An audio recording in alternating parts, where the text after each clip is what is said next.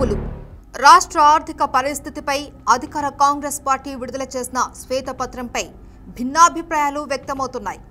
కేవలం గత ప్రభుత్వాన్ని ఇరుకున పెట్టాలి అన్న ఒకే ఒక్క లక్ష్యం ఇందులో కనపడుతుంది తప్ప వాస్తవికతను ప్రతిబింబించడం లేదు అన్నది పలువురి వాదన. శ్వేతపత్రంలో ప్రగతి, ప్రజలు అనే కోణాన్ని పట్టించుకోలేదు. రాజకీయ ప్రత్యర్థులపై దాడి, వాస్తవాల వక్రీకరణ కోణమే కనిపిస్తుందని బీఆర్ఎస్ ఎదురుదాడికి దిగింది. దీన్ని తెలంగాణ అధికారులు తయారు చేయలేదని, తెలంగాణ అధికారులపై నమ్మకం లేక ఆంధ్ర అధికారులతో నివేదిక తయారు చేయించారు అన్నారు. ఆదాయం, ఖర్చు లెక్కలపై హౌస్ కమిటీ వేయాలి అని హరీష్ రావు డిమాండ్ చేశారు.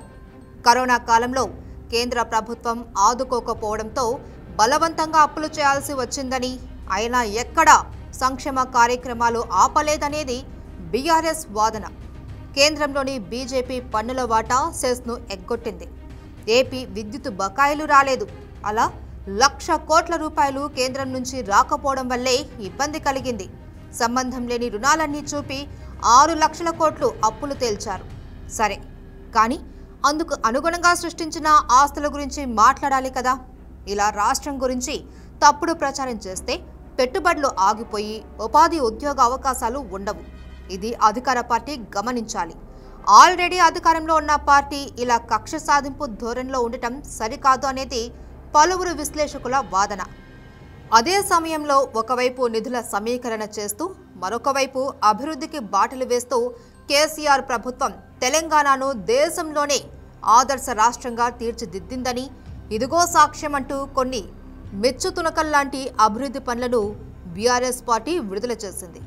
అవి ఎవరూ కాదనలేని కళ్ల ముందు కనిపిస్తున్న సాక్ష్యాలు. ఒకసారి వాటిని పరిశీలిద్దాం. 10 ఏళ్లలో బీఆర్ఎస్ ప్రభుత్వం ఏం చేసింది అని ప్రశ్నించేవారు వీటిని ఖచ్చితంగా పరిగణలోకి తీసుకోవాలి. మొదట, రాష్ట్రంలోని జిల్లాల్ని 33కు పెంచారు. దాదాపు 1700 కోట్ల రూపాయలతో 30 జిల్లాలలో కలెక్టరేట్ భవనాలు నిర్మించారు. 52 మున్సిపాలిటీలు, 6 కార్పొరేషన్లు ఉంటే వాటిని 128 మున్సిపాలిటీలుగా 13 కార్పొరేషన్లు చేసి మౌలిక వసతులు పెంచారు. తెలంగాణ రాష్ట్రం ఏర్పాటు నాటికి 24,245 కిలోమీటర్లు ఉన్న ఆర్ఎండ్బి రోడ్లు 32,717 కిలోమీటర్లకు పెంచారు. కొత్తగా 382 బ్రిడ్జిలు నిర్మించారు. చెత్త సేకరించే వాహనాల సంఖ్యను 2,548 నుంచి 4,713కు పెంచి రోజువారీ చెత్త సేకరణను 2,675 నుంచి 4,356 టన్నులకు పెంచారు. 2014కు ముందు కేవలం 293 గురుకులాలు ఉండేవి. అవి ప్రస్తుతం 3 విడతల్లో 1,240 బడులు నిర్మించారు. గంభీరావుపేటలో తొలి KG2 PG క్యాంపస్ నిర్మించారు. ఈ 10 ఏళ్ల కాలంలో 3.5 లక్షల కోట్లకు పైగా పెట్టుబడులు వచ్చాయి. 23 లక్షల మందికి ఉద్యోగ ఉపాధి అవకాశాలు లభించాయి. 334 చిన్న పరిశ్రమల్ని పునరుద్ధరించారు. 10,400 ఎకరాలలో అతిపెద్ద ఫార్మా క్లస్టర్ ఏర్పాటు చేశారు. 1000 కోట్ల రూపాయలతో దాదాపు 300 కోట్ల మొక్కల్ని నాటి గ్రీన్ కవర్ను పెంచారు. 20,000 ప్రకృతి వనాలు, 109 అర్బన్ ఫారెస్టులు, 13,000 ఎకరాలలో అటవీ పునరుద్ధరణ చేశారు. 1,00,000 కిలోమీటర్ల రహదారుల వెంట రహదారి వనాలు పెంపొందించారు. 2,700 ట్రీ పార్కులు ఏర్పాటు చేశారు. ఇక ఆలయాల అభివృద్ధికి 2,800 కోట్లు కేటాయించారు. ముఖ్యంగా 1,200 కోట్ల రూపాయలతో యాదాద్రి ఆలయాన్ని పునర్నిర్మించారు. ఆలయాన్ని గత సర్కార్లు ఏవీ పట్టించుకోలేదు. రూపాయి కూడా నిధులు విడుదల చేయలేదు. కానీ గడిచిన 10 ఏళ్లలో బీఆర్ఎస్ ప్రభుత్వం దేవాదాయ శాఖకు 100 కోట్ల రూపాయల నిధుల్ని కేటాయించింది. ధూపదీప నైవేద్యం కింద అర్చకులకు ఏటా 75 కోట్ల రూపాయల వేతనాల్ని అందించింది. ఈ గడిచిన 9 ఏళ్లలో ఆలయాల అభివృద్ధికి 2,800 కోట్లు ఖర్చు చేశారు. బ్రాహ్మణుల సంక్షేమం కోసం 212 కోట్లు ఖర్చు పెట్టారు.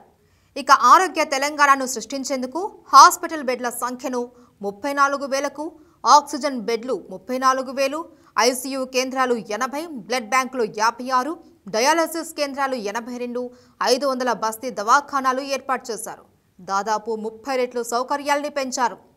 హైదరాబాద్ను హెల్త్ హబ్గా మార్చారు. అల్వాల్ టీమ్స్, ఎర్రగడ్డ టీమ్స్, గడ్డి అన్నారం టీమ్స్, గచ్చిబౌలి టీమ్స్, నిమ్స్ విస్తరణ కోసం 1571 కోట్లు ఖర్చు చేశారు.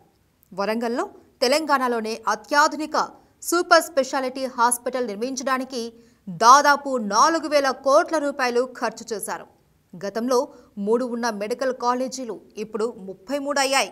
గతంలో 2850 ఉన్న ఎంబీబీఎస్ సీట్లు ఇప్పుడు 8515 అయ్యాయి. ప్రభుత్వ ఎంబీబీఎస్ సీట్లు 850 నుంచి 3915కు చేరాయి. పీజీ సీట్లు సైతం గణనీయంగా పెరిగాయి. ప్రపంచ స్థాయి పోలీసింగ్తో శాంతి భద్రతల్ని ఎలా కాపాడారో మనం చూసాం. 585 కోట్లతో పోలీస్ కంట్రోల్ సెంటర్ ఏర్పాటుతో పాటు రాష్ట్ర వ్యాప్తంగా 137 పోలీసు భవనాలు నిర్మించారు. 654 కోట్లతో జిల్లాల్లో జిల్లా పోలీసు కార్యాలయాలు నిర్మించారు. తెలంగాణ వ్యాప్తంగా 10 లక్షలకు పైగా సీసీ కెమెరాలు ఏర్పాటు చేశారు. పోలీసు వాహనాల సంఖ్య 20,000కు పెంచారు. 10 ఏళ్లుగా మత ఘర్షణలు లేని రాష్ట్రంగా గుర్తింపు. జలభండాగారంగా ప్రపంచంలోనే అతిపెద్ద లిఫ్ట్ ఇరిగేషన్ ప్రాజెక్టును నిర్మించారు. కొత్తగా దాదాపు 8 లక్షల ఎకరాలు సాగులోకి వచ్చాయి. 137% సాగు విస్తీర్ణం పెరిగింది. పాలమూరు రంగారెడ్డి ఎత్తిపోతల కోసం 35,000 కోట్ల రూపాయలు కేటాయించారు. అవే కాదు, చిన్న కాళేశ్వరం, చౌట్పల్లి హనుమంతరెడ్డి, చెన్నాక కొరాటా బరాజ్, గూడెం ఎత్తిపోతలు, మోడికుంటవాగు ప్రాజెక్టుల ద్వారా 20 లక్షల ఎకరాల ఆయకట్టు స్థిరీకరణ జరిగింది. 2013తో పోలిస్తే రాష్ట్రంలో 4 మీటర్ల భూగర్భ జలమట్టం పెరిగింది. ఇక గరిష్ట విద్యుత్ డిమాండ్ విషయానికి వస్తే 2014లో 5661 మెగావాట్లు ఉన్న విద్యుత్ డిమాండ్ 2023కు వచ్చేసరికి 15,497 మెగావాట్లు పెరిగింది. దీన్ని తట్టుకునేలా సౌర విద్యుత్ మరియు అన్ని మార్గాల ద్వారా 25,000 మెగావాట్ల విద్యుత్ ఉత్పత్తి సామర్థ్యాన్ని సంపాదించుకున్నాం. వ్యవసాయానికి 24 గంటల ఉచిత విద్యుత్ అందించడమే కాకుండా గృహ వినియోగానికి కూడా 24 గంటల విద్యుత్తును పంపిణీ చేశారు. వ్యవసాయ విద్యుత్ కనెక్షన్లు గతంలో 19 లక్షలు ఉంటే అవి 28 లక్షల కనెక్షన్లు పెరిగాయి. ఇక పరిశ్రమలకు అంతే. గతంలో పవర్ హాలిడేలు చూసాం. వారానికి 2 రోజులే కరెంట్ ఇచ్చిన రోజులు చూసాం. కానీ బీఆర్ఎస్ ప్రభుత్వ హయాంలో నిరంతర విద్యుత్ సరఫరా జరిగింది. తలసరి విద్యుత్ వినియోగం కూడా గతంలో 1356 ఉంటే అవి 2140కి పెరిగింది. అలా తలసరి విద్యుత్ వినియోగంలో 57.82% వృద్ధి నమోదైంది. విద్యుత్ సరఫరాలో అంతరాయం రాకుండా, లో వోల్టేజీ సమస్య లేకుండా ఉండేందుకు బీఆర్ఎస్ ప్రభుత్వం విద్యుత్ రంగ మౌలిక వసతులపై శ్రద్ధ పెట్టింది. సబ్స్టేషన్ల నిర్మాణం చేపట్టింది. లోడ్ మెయింటెనెన్స్ కోసం కొత్త ట్రాన్స్ఫార్మర్లు బిగించింది. ఫలితంగా ఇప్పుడు ఎక్కడ ట్రాన్స్ఫార్మర్లు కాలాయి అనే వార్తలు, మోటార్లు కాలిపోయాయి అనే వార్తలు కనిపించడం లేదు. విద్యుత్ సంస్థల అప్పుల గురించి గట్టిగా ప్రస్తావిస్తున్నారు, కానీ ఆస్తుల గురించి మాట్లాడడం లేదు. 2014లో అప్పులు 22,000 కోట్లు ఉంటే అది 2023కు 81,000 కోట్లు అయింది. అదే సమయంలో 44,000 కోట్ల ఆస్తులు 137,571 కోట్లు అయ్యాయి. మరి అప్పుల పెరుగుదల 59,000 కోట్లయితే ఆస్తుల పెరుగుదల 93,000 కోట్లు. మరి ఈ పెరుగుదల కనిపించలేదా?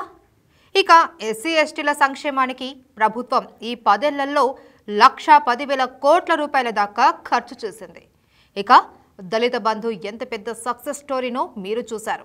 దానికోసం పెట్టిన పెట్టుబడి 1,932,000 కోట్లు. దాని ద్వారా వార్షిక ఆదాయం 289 కోట్లు. ఇది అభివృద్ధి కాదా? ఇక గొల్ల కురుమల జీవితాలలో వెలుగులు నింపింది బీఆర్ఎస్ ప్రభుత్వం. 5,000 కోట్ల రూపాయలతో గొర్రెల పంపిణీ చేపట్టింది. ఇక రైతు బంధుతో రైతును నిజమైన రాజును చేసింది కేసీఆర్ ప్రభుత్వం. ఇప్పటి వరకు రైతు బంధు ద్వారా 11 విడతల్లో పంపిణీ చేసింది దాదాపు 80,000 కోట్ల రూపాయలు. మరో అద్భుతమైన పథకం రైతు బీమా. చనిపోయిన రైతు కుటుంబాలకు 5 లక్షల రూపాయల చొప్పున బీమా సొమ్ము అందజేసి వారి కుటుంబాలను నిలబెట్టింది. వారిని ఆర్థికంగా నిలదొక్కునేలా బాసటగా నిలిచింది.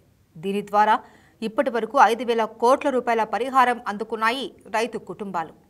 2,601 రైతు వేదికలను 572 కోట్ల రూపాయలతో నిర్మించింది. ఇటీవల కాంగ్రెస్ ప్రభుత్వం విడుదల చేసిన గణాంకాల ప్రకారమే సాగు విస్తీర్ణం 51% పెరిగింది. గతంలో 1,31,34,000 ఎకరాలు ఉన్న సాగు భూమి ఇప్పుడు 1,98,37,000 ఎకరాలు అయింది. అందులో వరి పండే భూమి విస్తీర్ణం 97%, పత్తి 10%, కందులు 20% పెరిగింది. ఇక పంటల ఉత్పత్తి విషయానికి వస్తే వరి దాదాపు 1 కోటి మెట్రిక్ టన్నుల నుంచి 2.5 కోట్ల మెట్రిక్ టన్నులకు పెరిగింది. పత్తి సైతం 42 లక్షల బేళ్ల నుంచి 64 లక్షల బేళ్లకు పెరిగింది. ఇక కందులు కూడా 1,40,000 మెట్రిక్ టన్నుల నుంచి దాదాపు 5 లక్షల మెట్రిక్ టన్నులకు చేరింది. గ్రామీణ ప్రాంతాలలో 100% ఇండ్లకు మంచినీటి సౌకర్యం కల్పించారు. మారుమూల తండాల్లోనూ మిషన్ భగీరథ ఫలాలు అందించారు. మిషన్ కాకతీయ కింద చెరువుల పునరుద్ధరణ ఎంత అద్భుతంగా జరిగిందో మనం చూసాం. 4 ఫేజుల్లో 21,633 చెరువులను 1,700 కోట్ల రూపాయలు ఖర్చు చేసి పూడికలు తీయడం ద్వారా దాదాపు 40 లక్షల ఎకరాల ఆయకట్టుకు సాగునీరు అందించారు. అంతేకాదు 15 లక్షల ఎకరాల ఆయకట్టు స్థిరీకరించారు. మిషన్ కాకతీయ వల్ల చేపలు, రొయ్యల పెంపకం ఇబ్బడి ముబ్బడిగా పెరిగి ఎగుమతులు చేసే స్థాయికి చేరుకున్నాం. ఇక తెలంగాణకు మణిమకుటాయమానంగా నిలిచే నిర్మాణం డాక్టర్ బిఆర్ అంబేద్కర్ తెలంగాణ సచివాలయం. 100 ఏండ్ల వరకు పాలన అవసరాలకు ఢోకా లేకుండా నిర్మించిన ఈ మహా సౌధానికి 617 కోట్లు ఖర్చయ్యాయి. ఇది మన రాష్ట్ర గౌరవ ప్రతీకగా మారింది కదా. రాజ్యాంగ నిర్మాత బాబాసాహెబ్ అంబేద్కర్కు అత్యున్నత గౌరవం ఇస్తూ రాష్ట్ర రాజధాని నడిబొడ్డున 125 అడుగుల ఎత్తైన విగ్రహాన్ని నెలకొల్పారు. ఇందుకు 146 కోట్ల రూపాయలు ఖర్చు చేశారు. అమరుల త్యాగాల దివ్యగా ప్రపంచంలోనే అతిపెద్ద స్టీమ్లెస్ స్టీల్ భవనాన్ని 178 కోట్ల రూపాయలతో నిర్మించారు. సేల్స్ ట్యాక్స్ ద్వారా 2014కు ముందు 27,200 కోట్లు వసూలైతే 2023 నాటికి 161% వృద్ధితో 72,564 కోట్లు వసూలు చేశారు. రిజిస్ట్రేషన్ల ద్వారా 2014కు ముందు ఆదాయం కేవలం 2,832 కోట్లయితే 2023 నాటికి అది 14,291 కోట్లు, అంటే 406% వృద్ధి. 2014లో తలసరి ఆదాయం 1,24,104 రూపాయలు. 2023లో అది 151% పెరిగి 3,12,398 రూపాయలైంది. ఇక 2014లో తెలంగాణ జీఎస్డీపీ 5.5 లక్షల కోట్లయితే 2023లో అది 13.13 లక్షల కోట్లు, అంటే 159% వృద్ధి. ఇవన్నీ కొన్ని మాత్రమే. బీఆర్ఎస్ ప్రభుత్వం రూపాయి అప్పు చేస్తే 1000 రూపాయల ఆస్తిని కూడబెట్టింది. ఆ ఆస్తులు, వాటి ఫలాలు మన కళ్ళ ముందే కనిపిస్తున్నాయి కూడా. మరి అప్పుల పేరు చెప్పి కాంగ్రెస్ ప్రభుత్వం ప్రజలకు ఏం సందేశం ఇవ్వదలుచుకుంటోంది? ఒక రకంగా చెప్పాలంటే శ్వేతపత్రం రిలీజ్ చేసి బీఆర్ఎస్ పార్టీని ఇరుకున పెట్టాలి అని చూసిన కాంగ్రెస్ తానే ఇబ్బందుల్లో పడింది. ఇక ముందు అప్పులు చేయకుండా రాష్ట్రాన్ని నడపడం సాధ్యపడుతుందా? దీని గురించి కాంగ్రెస్ పెద్దలు ప్రస్తావించలేదే? ఇది సగటు కేసీఆర్ అభిమాని ప్రశ్న. దీనికి కాంగ్రెస్ ప్రభుత్వం దగ్గర సమాధానం దొరుకుతుందా? వేచి చూద్దాం.